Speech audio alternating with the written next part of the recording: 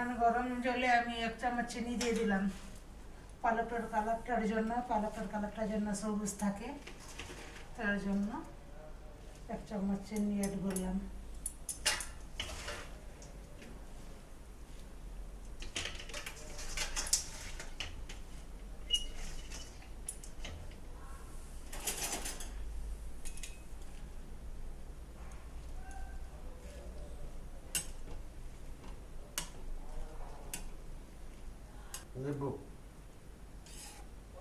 এখন আমার 2 মিনিট হয়ে গেল। এখন আমি বন্ধ করে দিব গ্যাসটা।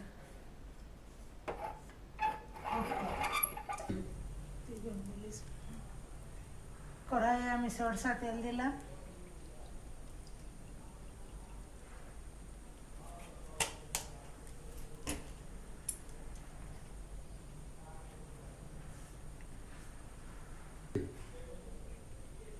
কড়াই আমি সরষে তেল দিলাম, তারপরে 1 চামচ জিরা দিলাম, পেঁয়াজ কুচি,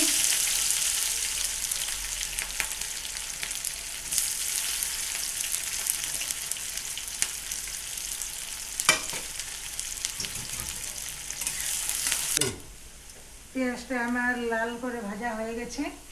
এখন আমি টমাটোর আর কাজু আর আদা বাটা দিয়ে দিলাম। এখানে আমি একটু হলুদ গুঁড়ো দেবো, একটু জিরে গুঁড়ো দেবো, একটু গরম মশলা দেবো।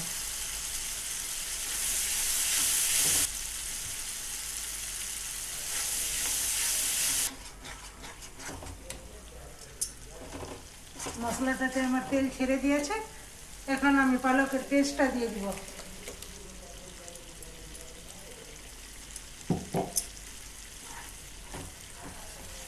এখন পালকের পেস্টটা দিয়ে আমি 5-7 মিনিট নাড়াচাড়া করব। এখন আমি একটুখানি জল দিয়ে দিব গ্রেভিটার জন্য। পালকের গ্রেভিটা আমার ফুটে উঠেছে। এখন আমি পানিরগুলো অ্যাড করলাম। পানির দিয়ে দিলাম এখানে। 4 মিনিট ফুটে উঠবে, তারপরে নামিয়ে নেব।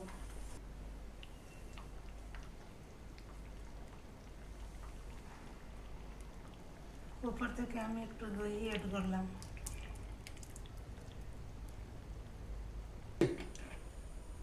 তড়কা দেওয়ার জন্য এখানে আমি ঘি দিলাম 2 চামচ।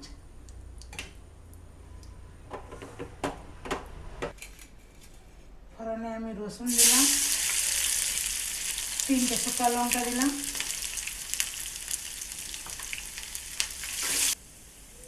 একটুখানি কাসুরি মেথি দিলাম, একটুখানি লাল লঙ্কার গুঁড়া দিলাম কালারের জন্য।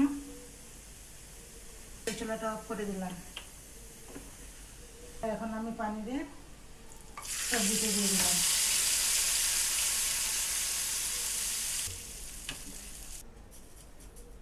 উপর থেকে ফোড়ন দিয়ে তড়কাটা দিয়ে আমি একটু নাড়াচাড়া করে দিলাম। আমার পানিরের সবজি হয়ে গেছে।